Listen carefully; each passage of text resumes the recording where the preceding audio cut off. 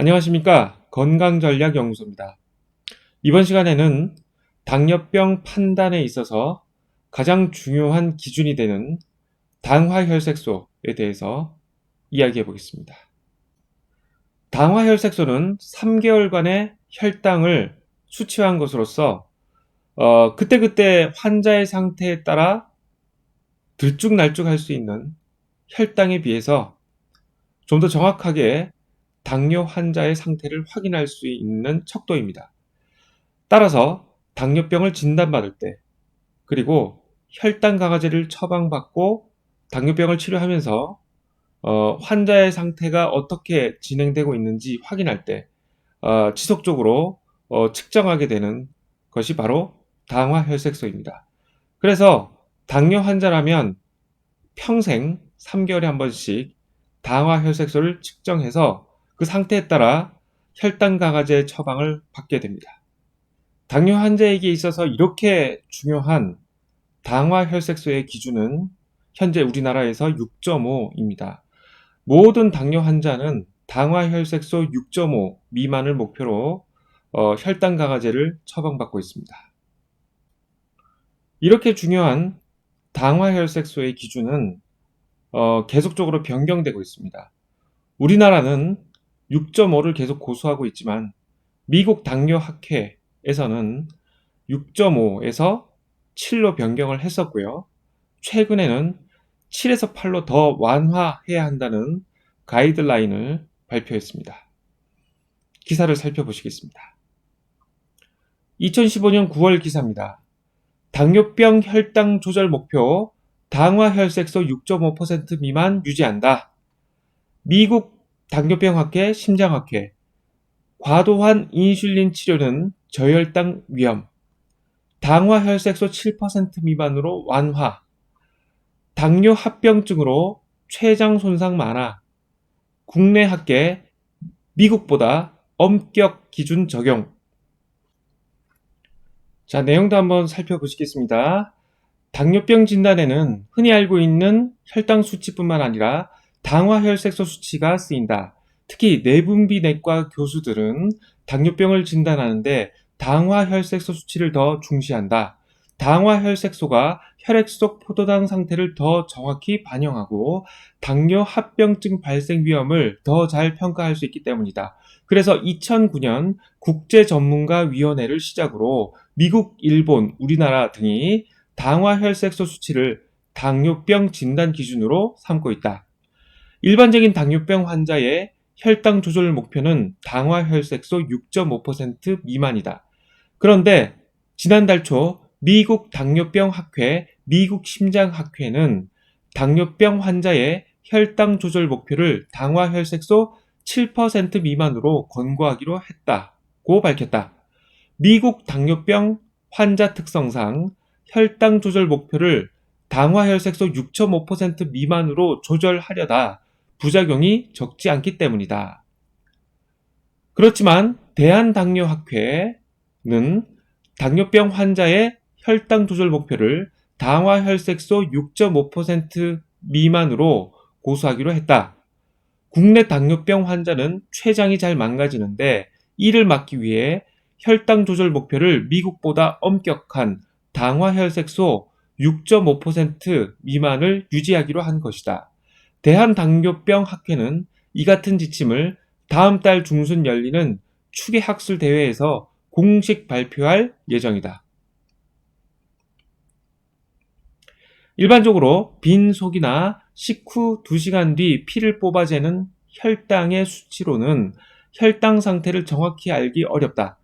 한 번 측정하는 혈당 수치는 식사나 간식 여부, 스트레스, 운동 등에 따라 수치가 많이 달라지기 때문이다. 그런데 혈액 속 적혈구는 혈색소가 들어있다. 즉 혈색소 헤모글로빈이 들어있다. 혈당, 혈액 속 포도당은 혈색소와 달라붙는다. 이처럼 혈색소에 포도당이 결합된 것을 당화혈색소라고 한다. 혈당이 많으면 혈색소에 더 많이 달라붙어 당화혈색소 수치가 올라간다. 반대로 혈당이 적으면 혈색소에 적게 달라붙어 당화혈색소 수치는 내려간다. 당화혈색소 수치는 3개월 정도의 평균 혈당 조절 상태를 알려준다. 혈색소에 달라붙은 당은 한번 붙으면 잘 떨어지지 않는다. 그래서 적혈구 수명 4개월 정도가 닿을 때까지 적혈구에 달라붙은 포도당, 즉 당화혈색소는 그날그날의 몸 상태와 관계없이 변하지 않는다. 그래서 당화혈색소를 재면 3개월 정도의 평균 혈당 수치를 알 수 있다. 정상인의 당화혈색소 수치는 4에서 6%이고 당뇨병 환자의 당화혈색소 수치는 이보다 높다. 김병준 가천의대 길병원 내분비내과 교수는 당뇨병 진단 기준은 당뇨 합병증 발생을 기준으로 이뤄져야 하고 합병증 발생이 장시간 혈당 조절과 관련이 있다면 한번 혈당 검사하는 것보다 3개월 평균 혈당인 당화혈색소 수치를 측정하는 것이 진단에 더 적합하다고 했다. 김 교수는 다만 용혈성 빈혈 등이 있어 적혈구 수명이 짧거나 임신 중이거나 콩팥 질환을 앓고 있다면 당화혈색소 수치는 부정확할 수 있다고 덧붙였다. 자, 지금 표에서 알 수 있듯이 현재 당화혈색소 기준인 6.5는 보시다시피 평균 혈당 수치가 120에서 150 사이의 어떤 수치가 될 것으로 보이고요. 미국의 기준은 당화혈색소가 7이기 때문에 평균 혈당 수치를 150 미만으로 하는 것으로 볼 수 있습니다. ADA와 AHA는 즉 미국 당뇨병 학회와 미국 심장병 학회는 지난달 5일 발표한 제2형 당뇨병 환자의 심혈관 질환 예방에 대한 공동학술 성명서에서 당뇨병 환자의 혈당 조절 목표를 당화혈색소 7% 미만으로 정했다. 다만 심혈관 질환이 없는 당뇨병 환자는 6.5% 미만까지 낮출 수 있다고 권고했다. 세계 당뇨병 연맹도 이에 발맞춰 최근 당뇨병 환자의 혈당 조절 목표를 당화혈색소 6.5% 미만에서 7% 미만으로 늦췄다. 이는 당뇨병 환자가 혈당 조절 목표 수치를 당화혈색소 6.5% 미만으로 무리하게 낮추려고 과도하게 인슐린 치료를 받다가 보면 저혈당이 될 수 있기 때문이다. 특히 미국 당뇨병 환자는 당뇨 합병증으로 심장질환이 많이 발생하므로 이를 막기 위해 혈당 조절 목표 수치를 느슨하게 한 것으로 알려졌다. 반면 국내 학계에서는 이 같은 미국 당뇨병 학회의 결정에도 불구하고 혈당 조절 목표 수치를 여전히 당화혈색소 6.5 미만으로 유지하는 쪽으로 의견을 모았다. 대한당뇨병 학회는 2011년 진료지침 4판에 이어 다음 달 중순에 나올 진료지침 5판에서도 혈당 조절 목표를 당화혈색소 6.5% 미만으로 유지하기로 했다. 우리나라 당뇨병 환자는 당뇨 합병증으로 심장질환이 많이 걸리는 미국 환자와는 달리 췌장 기능이 손상되는데 이를 예방하기 위해 미국 혈당 조절 목표보다 엄격한 당화혈색소 6.5% 미만을 유지해야 한다는 것이다. 권혁상 여의도 성모병원 내분비내과 교수는 미국 당뇨병 학회와 미국 심장학회에서는 당뇨병 환자의 혈당 조절 목표 수치를 7% 미만으로 느슨하게 했지만 미국 내분비 학회 등은 여전히 목표 수치를 당화혈색소 6.5% 미만으로 정하고 있다고 했다. 권 교수는 미국 당뇨병 환자의 경우 당뇨 합병증으로 심장질환이 많이 발생하다 보니 이런 부작용을 줄이기 위한 고육책이라고 덧붙였다.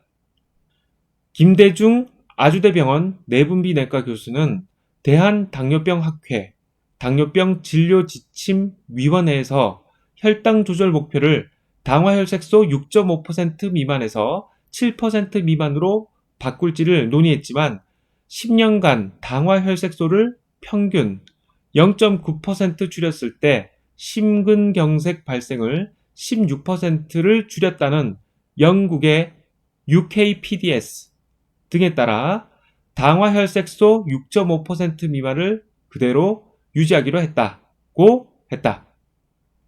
김 교수는 다만 중증 저혈당 병력이 있거나 미세혈관 및 대혈관 합병증을 동반하는 경우 75세 이상 고령인은 저혈당 발생 위험을 고려해 혈당 조절 목표 수치를 다소 느슨하게 할 수 있다고 했다. 방금 2015년 기사에서 보셨듯이 미국 당뇨병 학회에서는 당화혈색소 목표 기준을 6.5%에서 7%로 완화했습니다. 가장 큰 이유는 6.5% 기준을 무리하게 맞추려다가 환자들이 저혈당을 겪었기 때문입니다. 이러한 저혈당 부작용은 매우 치명적인데요. 특정 상황에서는 환자가 사망하기도 합니다. 이렇게 심각한 부작용을 막기 위해서 당화혈색소 기준을 완화했고요. 그럼에도 우리나라의 대한당뇨병학회에서는 당화혈색소 기준을 6.5%로 유지하기로 했습니다. 그 이유는 우리나라 환자들이 췌장 기능 손상을 많이 겪고 있는데요. 그 췌장 기능 손상을 막으려면 당화혈색소를 더 강하게 유지해야 한다는 것입니다. 7%로 늦추게 되면 췌장 기능 손상이 더 늘어날 수도 있다는 그런 우려 때문에 좀 더 강력한 기준을 유지하겠다는 것입니다. AGS 2014, 즉 미국 노인학회 2014년 컨퍼런스에 발표된 내용을 하나 살펴보도록 하겠습니다. 먼저 제목을 번역하면 노인의 고혈당증보다 저혈당증이 더 큰 위협, 이런 제목입니다. 자, 이 내용의 가장 중요한 부분을 번역하도록 하겠습니다. 이 내용의 가장 핵심적인 부분은 이렇습니다.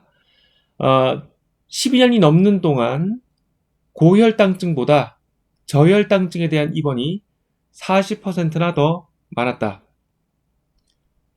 저혈당증 입원 후 1년 사망률은 고혈당증 입원 후보다 높았다.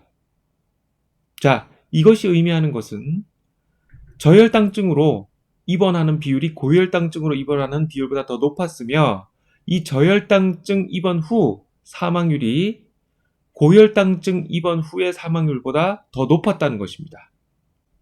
다음 내용을 설명드리겠습니다. 자, 환자가 당화혈색소 목표 수치를 너무 낮게 유지하려고 한다면 위험한 부작용을 겪을 가능성이 높다는 것입니다.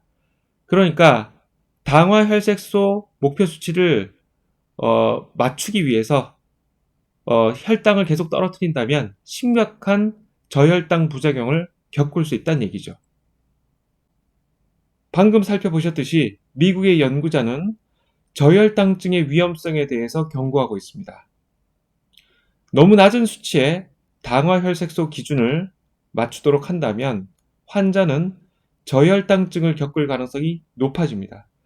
그 당화혈색소 수치를 맞추기 위해서 많은 약물을 투여해야 하고요. 그 약물을 투여함으로써 저혈당 부작용이 나타날 가능성이 높아지기 때문입니다. 이렇게 저혈당증으로 입원한 환자는 고혈당증으로 입원한 환자보다 사망률이 더 높습니다. 매우 충격적이죠. 당뇨 환자는 고혈당을 치료하기 위해서 혈당 강화제를 처방받게 됩니다. 따라서 당뇨 환자의 혈당이 극도로 높을 수는 없고요. 당연히 혈당 강화제에 의해서 낮게 유지가 되게 됩니다. 그런데 매우 낮은 당화혈색소 수치를 달성하기 위해서 계속적으로 약물을 투여하게 되면 저혈당 증세를 겪을 수가 있게 되고요.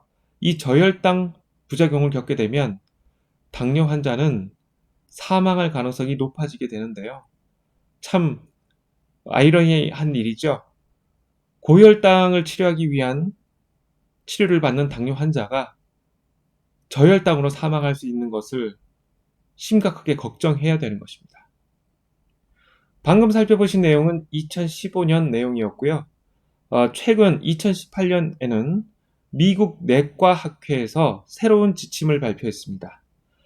이번에는 당화혈색소 목표 수치를 7에서 8로 변경하라고, 즉 당화혈색소 목표 수치를 더욱더 완화하는 쪽으로 지침을 발표한 것입니다. 내용을 살펴보시겠습니다. 2018년 3월 기사입니다. 미국 내과학회 당화혈색소 목표 7에서 8%로 완화해야 제2형 당뇨병에서 혈당 조절 위한 약물 치료 목표 지침 업데이트. 내용을 살펴보시겠습니다. 미국 내과학회 ACP가 성인 제2형 당뇨병 환자에서 당화혈색소 목표를 기존 6.5에서 7% 미만에서 더 쉽게 달성할 수 있는 7에서 8% 수준으로 완화해야 한다고 주장했다. 현재 대한당뇨병학회의 지침에서는 제2형 당뇨병 환자의 당화혈색소 목표를 6.5% 미만으로 제시하고 있으며 생활습관 조절로도 목표에 도달하지 못하면 즉시 혈당 강화제를 시작하도록 권고하고 있다. 미국 내과학회는 6일 공식 학회지인 미국 내과학회지에 비임신 성인 제2형 당뇨병 환자에서 혈당 조절을 위한 약물 치료 목표에 관한 지침 업데이트를 발표했다. 자, 이 원문을 잠시 살펴보시겠습니다. 자, 보시는 화면이 미국 내과학회의 지침서 원문입니다. 자, 원문은 이렇게 4가지가 있고요. 자, 이 원문의 각각의 내용에 대해서는 앞에 기사에서 자세히 살펴보도록 하겠습니다. 첫 번째 지침서를 확인해 보겠습니다. 임상의사는 약물요법의 혜택과 위해 환자의 선호도, 환자의 전반적인 기대 수명, 치료 부담 및 치료 비용에 대한 논의를 토대로 제2형 당뇨병 환자의 혈당 조절 목표를 맞춤 설정해야 한다. 자, 두 번째로 제2형 당뇨병 환자 대부분에서 당화혈색소 수치를 7에서 8%로 유지하는 것을 목표로 해야 한다. 학회는 대부분 가이드라인에서 당화혈색소 타겟 7에서 8%의 이론적 근거로 5개의 연구를 언급하고 있다면서 종합적으로 보면 이들 연구에서 치료 목표를 7% 미만으로 했을 때 8% 미만보다 5에서 10년 뒤 사망 또는 대혈관 사건을 줄이지 못했으나 저혈당을 포함해 상당한 유해를 가져올 수 있는 것으로 나타났다고 설명했다. 이어 낮은 목표치 6.5에서 7%를 권고하는 가이드라인에서는 더 적극적인 혈당 관리가 치료 몇 년 뒤 대혈관 사건 발생을 감소시킨다는 이론적 근거를 제시하고 있다면서, 그러나 감소에 대한 근거에 일관성이 없고 상당한 수준의 감소를 보이지 못했으며 어코드 연구에서는 6.5% 미만을 목표로 했을 때 사망 위험이 증가하는 것으로 확인됐다고 지적했다. 앞에서 이미 설명드린 내용과 같이 당화혈색소 목표를 6.5 미만으로 했을 때 저혈당증 발생으로 인해 사망 위험이 오히려 증가한다는 것입니다. 세 번째 지침서를 확인해 보겠습니다. 세 번째로 당화혈색소 수치 6.5% 미만을 달성한 제2형 당뇨병 환자에서는 약물 치료를 절제해야 한다.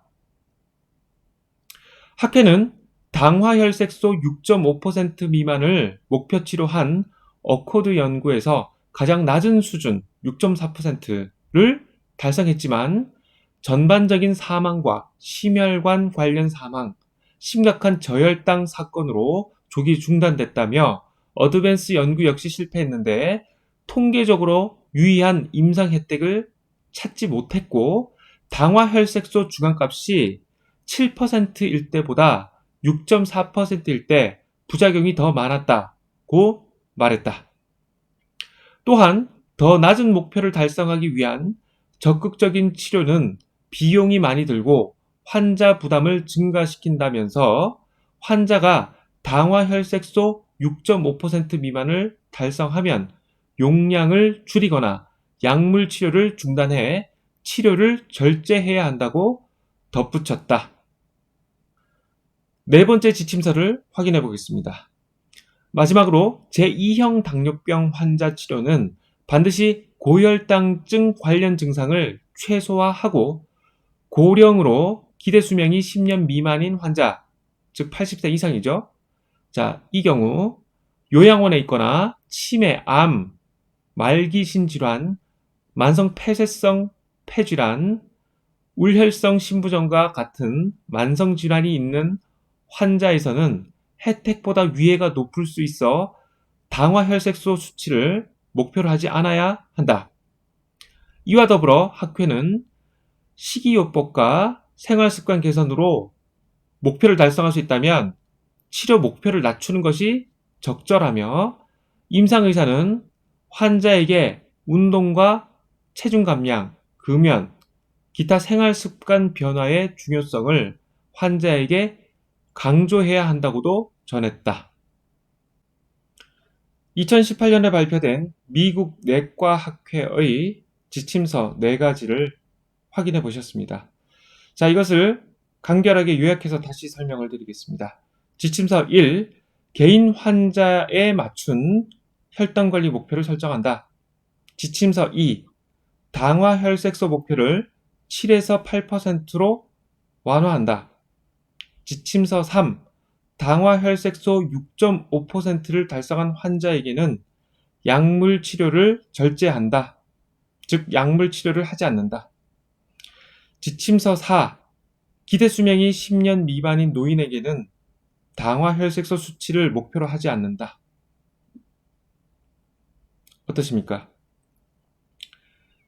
이러한 목표를 설정한 가장 큰 이유는 바로 저혈당증입니다.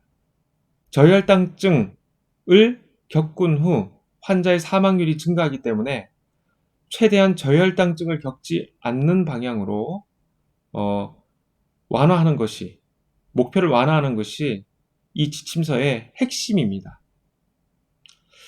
우리나라 대한당뇨병학회의 기준은 어떨까요? 앞에서 살펴본 기준은 2015년 당시의 기준이고요. 그럼 현재 2019년 대한당뇨병학회의 기준을 살펴보도록 하겠습니다. 보시는 화면은 대한당뇨병학회의 당뇨병 진료 지침 제6판입니다. 2019년에 나온 최신판이죠. 내용을 살펴보겠습니다. 당뇨병 진단 및 분류를 보시면 당화혈색소 기준이 6.5%로 나와 있습니다. 그리고 아래쪽에 보시면 당뇨병 전 단계, 당뇨병 고위험군에 대한 내용이 있습니다. 여기서는 당화혈색소 5.6에서 6.4에 해당하는 경우 당뇨병 전 단계, 당뇨병 고위험군으로 정의한다 라고 되어 있습니다. 앞에서는 당뇨병 진단을 위한 당화혈색소 기준이 6.5%로 되어 있는 것을 확인했습니다. 이번에는 당뇨병 환자로 진단된 환자가 혈당 조절 목표를 얼마로 할 것인지, 당화혈색소 기준이 어떻게 되는지 확인해 보도록 하겠습니다. 1번, 미세혈관 또는 대혈관 합병증 발생 위험을 낮추기 위해 적극적인 혈당 조절을 권고한다. 2. 제2형 당뇨병 환자의 이상적인 혈당 조절 목표는 당화혈색소 6.5% 미만으로 할 것을 권고한다. 다만 환자의 상태나 목표 의식을 고려하여 개별화해야 한다. 3. 중증 저혈당의 병력 또는 진행된 미세혈관 및 대혈관 합병증을 갖고 있거나 기대 여명이 짧거나 나이가 많은 환자에게서는 저혈당 등 부작용 발생 위험을 고려하여 혈당 조절 목표를 개별화한다. 4. 제1형 당뇨병 환자의 혈당 조절 목표는 당화 혈색소 7% 미만으로 할 것을 권고한다. 방금 살펴본 내용을 미국 내과학회의 지침서와 간단하게 비교해 보겠습니다. 자, 먼저 2번을 보시면요. 여기서는 당화 혈색소 기준을 6.5% 미만으로 할 것을 권고한다고 했는데요.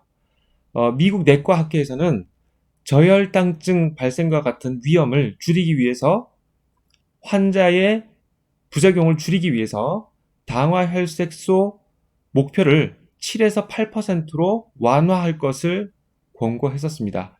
우리나라 기준이 상당히 타이트한 것이죠. 달성하기 좀 어려운 목표이기 때문에 좀 더 많은 약물을 환자가 복용해야 될 것으로 생각이 됩니다. 다만 환자의 상태나 목표 의식을 고려하여 개별화해야 한다. 밑에 문장이 이렇게 적혀 있는데요. 이것은 미국 내과학회의 지침서와 일치되는 부분입니다. 3번 중증 저혈당 병력. 자, 이것과 함께 이러한 몇 가지 병력과 함께 기대 수명이 짧다면, 그러한 나이가 많은 환자라면, 자, 혈당 조절 목표를 개별화한다. 이렇게 되어 있는데요. 미국 내과학회의 지침서를 보면 이러한 환자에게는 당화 혈색소 목표를 설정하지 않는 것으로 되어 있습니다. 이 부분도 우리나라 기준이 좀 더 타이트합니다. 당화 혈색소 기준을 개별화한다고 했는데요. 아마도 7, 8 이렇게 설정을 하실 것 같은데 미국 기준이라면 당화 혈색소 목표를 설정하지 않는 거죠. 방금 살펴보신 내용에 그 다음 쪽 페이지에 흥미로운 내용이 있어서 소개해 드리겠습니다. 같이 한번 살펴보시죠. 철저한 혈당 조절의 문제점. DCCT 연구에서 철저한 혈당 조절을 목표로 할 때 필연적으로 중증 저혈당의 위험이 2, 3배 증가했으며 어코드 연구에서는 도움이 필요한 중증 저혈당 체중 증가, 체액 저류의 위험이 의미 있게 증가하였다.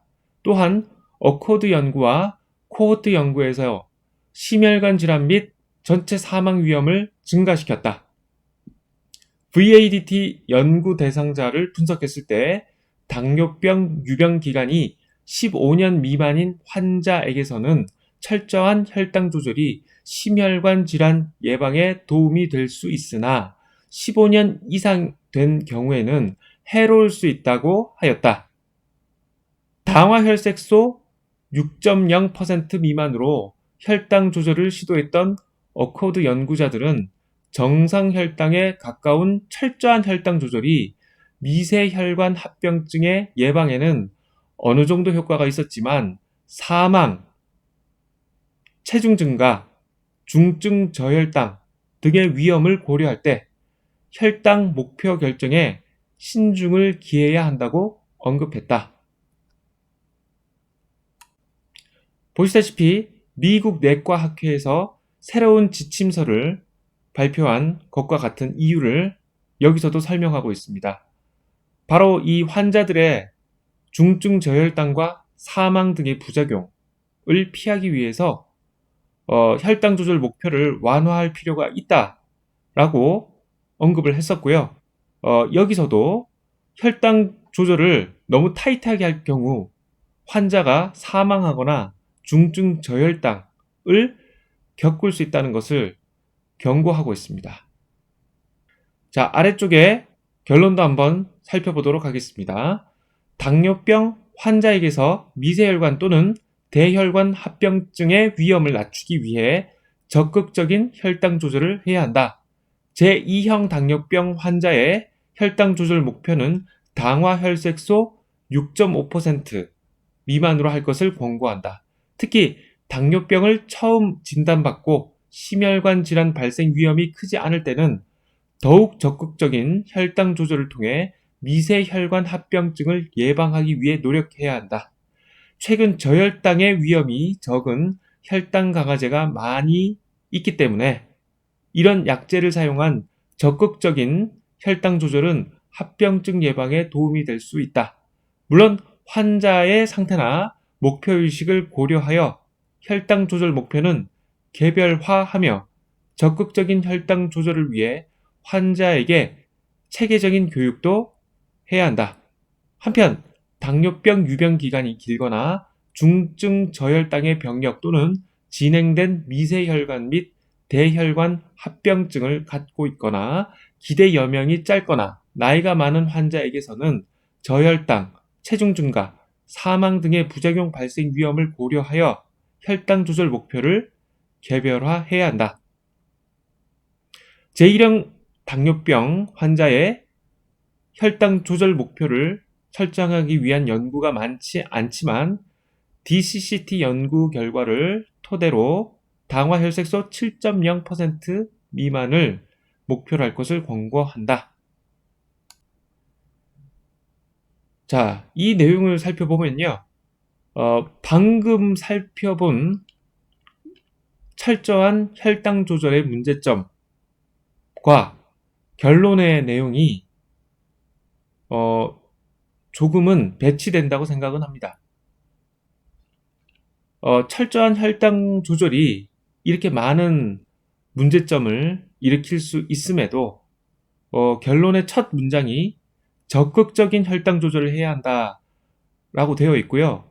그 혈당 조절 목표도 당화혈색소 6.5% 미만으로서 기존과 차이가 전혀 없습니다.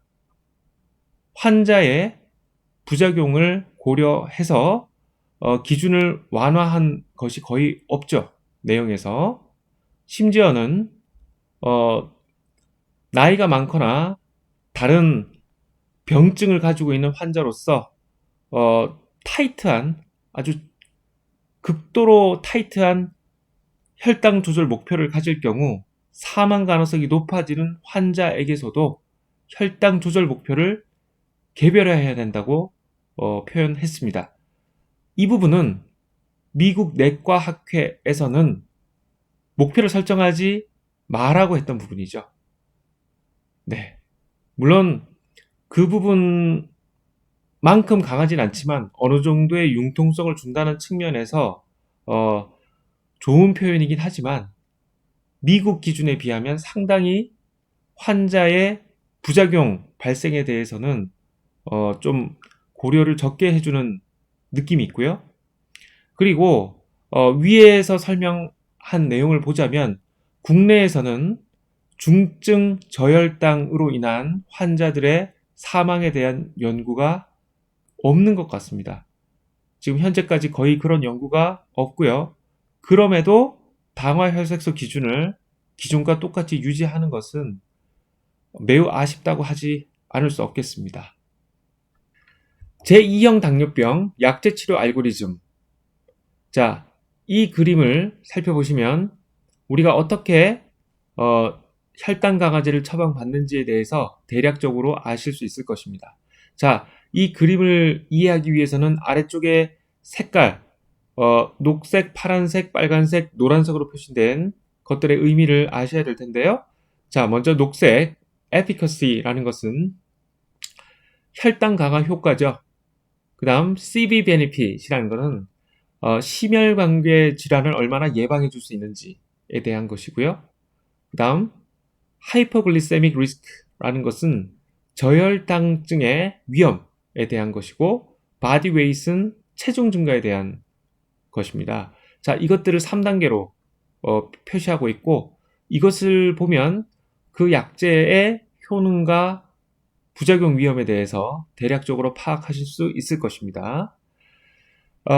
옆에 보시면 If glycemic target is not achieved within 3 months, add drug 이라고 되어 있고요. mono, dual, triple therapy 라고 되어 있습니다. 자, 이것이 의미하는 것은 혈당 목표가 3개월 안에 달성되지 않았다면 약을 추가라는 거죠. 그래서 처음에는 모노, 즉 메트포르민을 무조건 처방하게 되어 있고요.